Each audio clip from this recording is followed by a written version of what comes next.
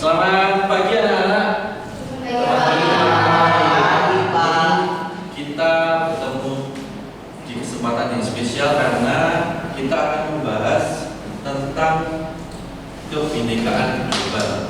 Tapi sebelum kita membahas itu, Pak Koko mau mengecek dulu kehadiran. Apakah ada siswa yang tidak hadir pada hari ini? Hadir semua. Oke. Sip. Sebelum kita memulai, mari kita berdoa. Boleh salah satu yang berdoa? Siapa yang berdoa? Valencio mungkin, tidak tahu. Silakan Valencio. Teman-teman dan Pak Koko, mari kita satu di dalam doa. Amin. Sebelum kita memasuki materi, ya kan? Pak Koko ada pertanyaan untuk kalian.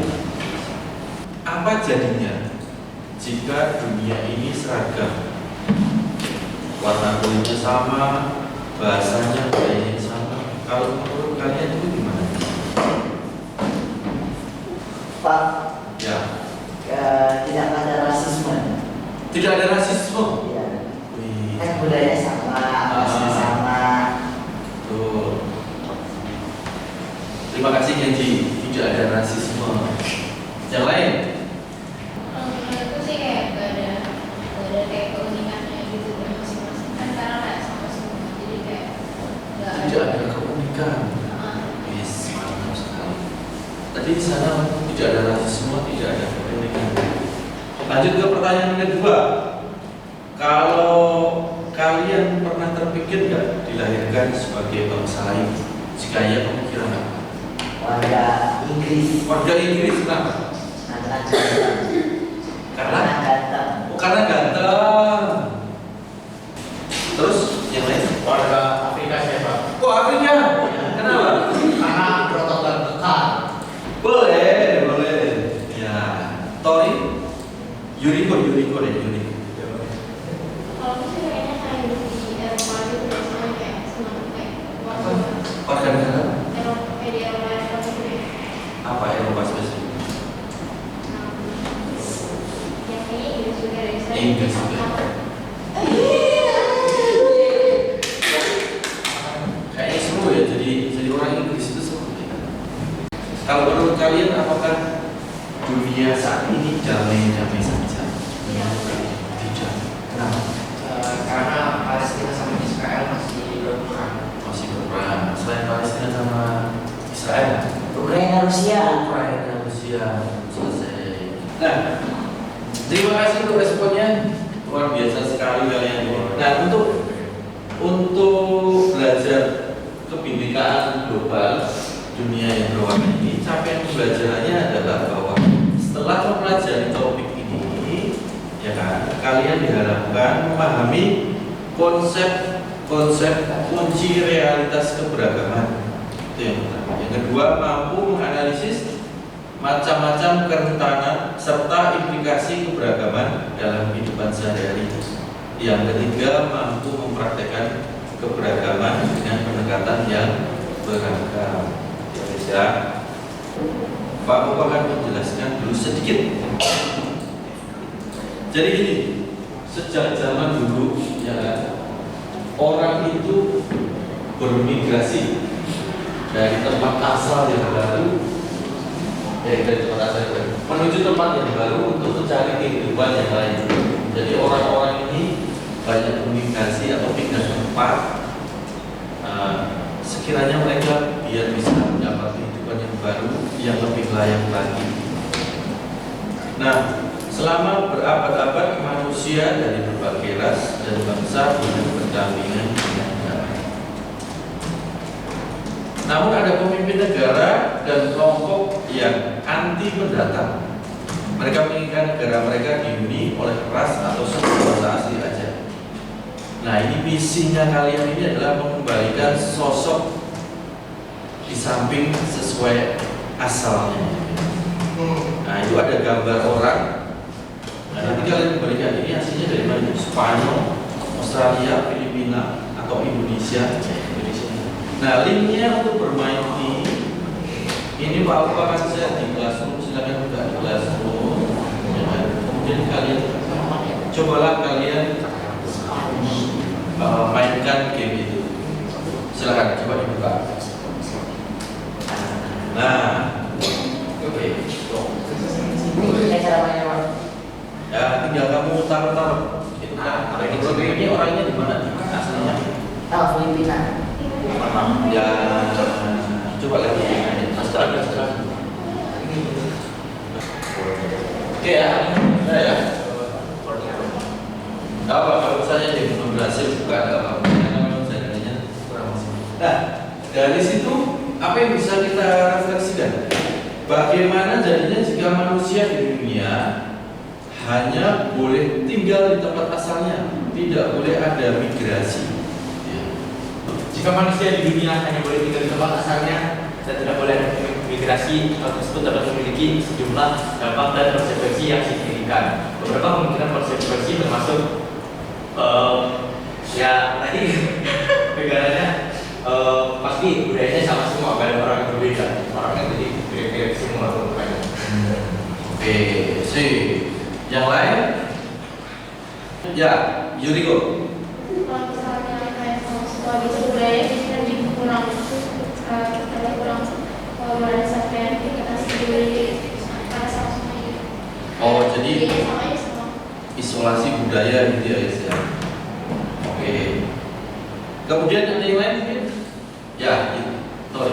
Kalau misalnya kayak ada negara yang kayak terlalu banyak orang, kayak terlalu banyak populasi manusianya gitu, terus nanti ada negara yang kayak terlalu dikit, ada yang negara yang terlalu banyak, jadi kayak nggak bisa bentukan. Oh, Jadi populasinya nggak rata. populasinya tidak merata. Baik, baik. Ada lagi jawabannya yang lain? Ya, sini silakan. Ekonominya nggak merata gitu kan. Jadi kayak ada wilayah yang meningkat, ada yang menurun ekonominya. Oh, nggak setara ya tingkat ekonominya. Kemudian nih, yang pertanyaan selanjutnya, apa yang disebut penduduk asli? Apakah yang lahir di tempat itu? Ya, jadi kok. Yang pasti itu kayak orang-orang yang sudah tinggal di satu wilayah itu udah lama sebelum berdatang. Itu udah lama. Jadi penduduk asli itu manusia yang mendiami suatu wilayah atau daerah tertentu sejak zaman dulu gitu ya, sebelum kedatangan kelompok-kelompok pendatang. Biasanya disebut apa itu? Orang asli itu biasanya disebut apa? Pribumi. Lanjut. Jika Anda adalah seorang yang memiliki wewenang, apa kebijakan Anda tentang ini? Bagaimana agar manusia bisa hidup berdampingan dengan damai? Ya, silakan.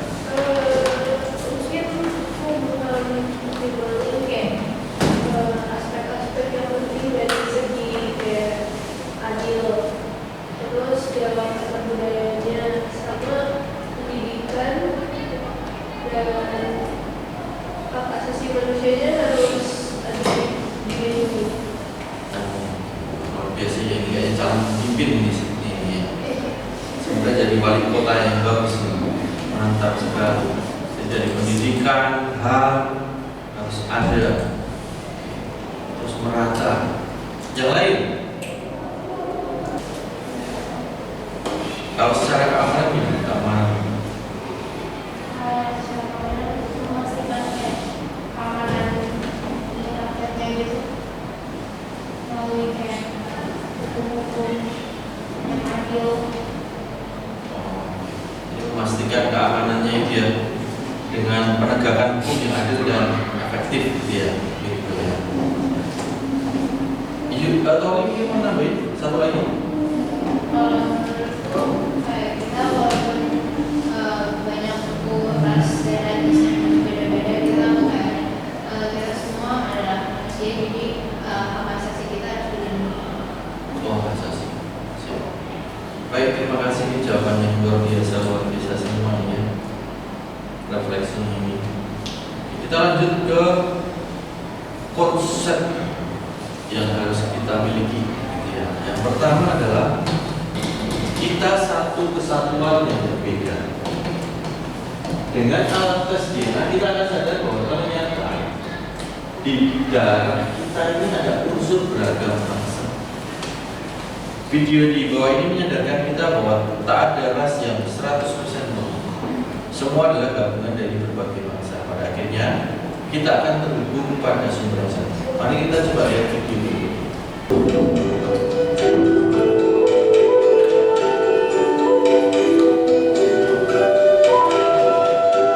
Oke, lanjut.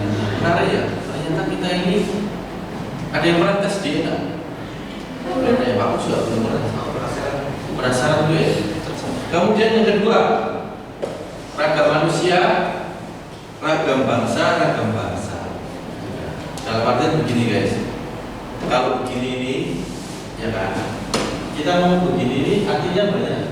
Di tempat yang lain, di Amerika artinya oke, Brasil berarti ini enggak tahu artinya binaan apa ya guys.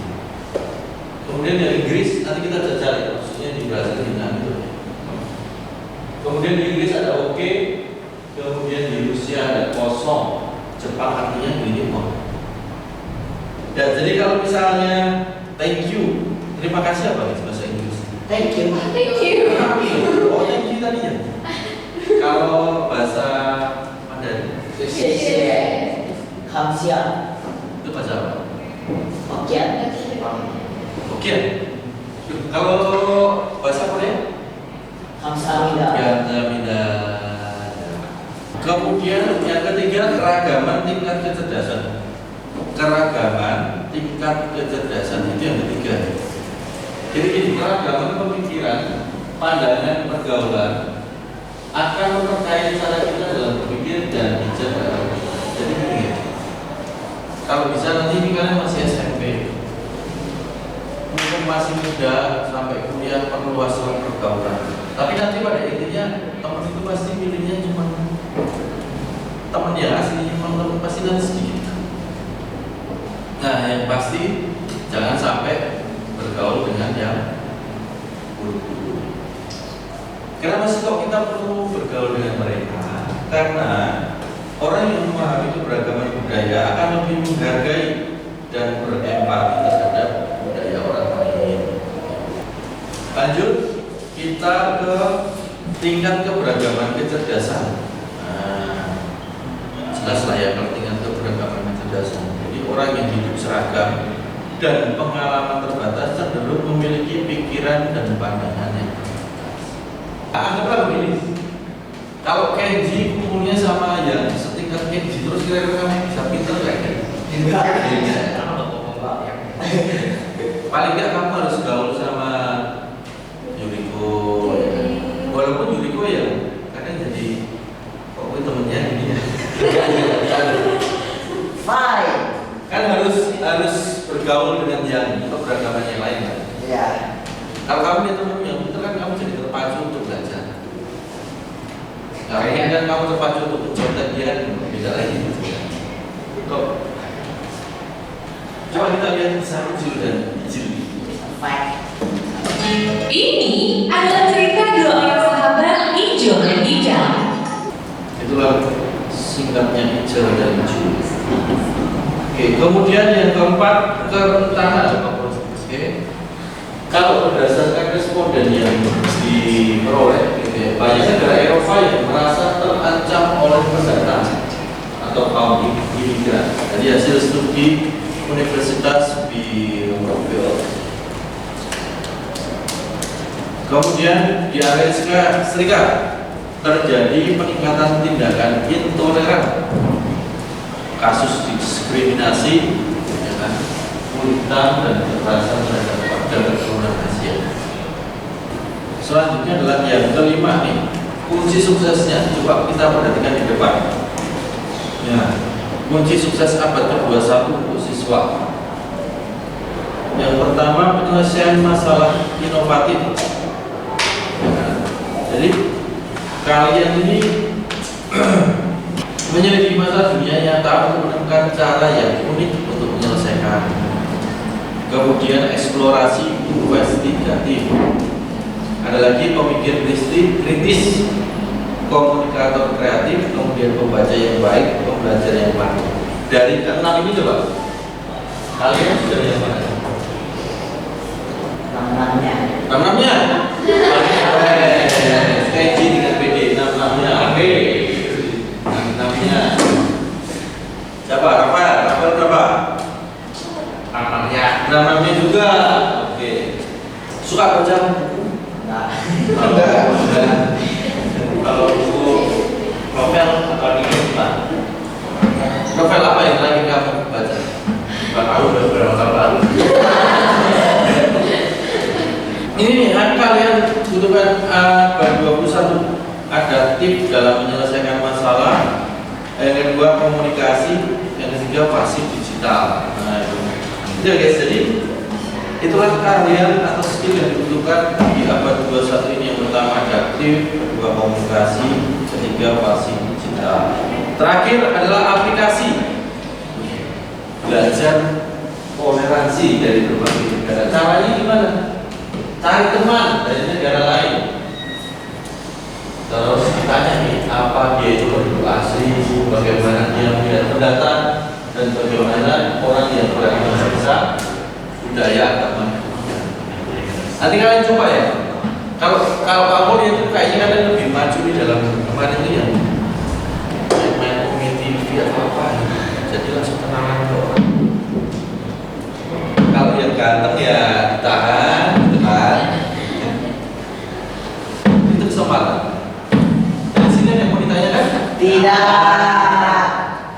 Terima kasih semuanya untuk waktunya, dan kita akan mengakhiri kelas kita. Kalau satu orang untuk memimpin engine code.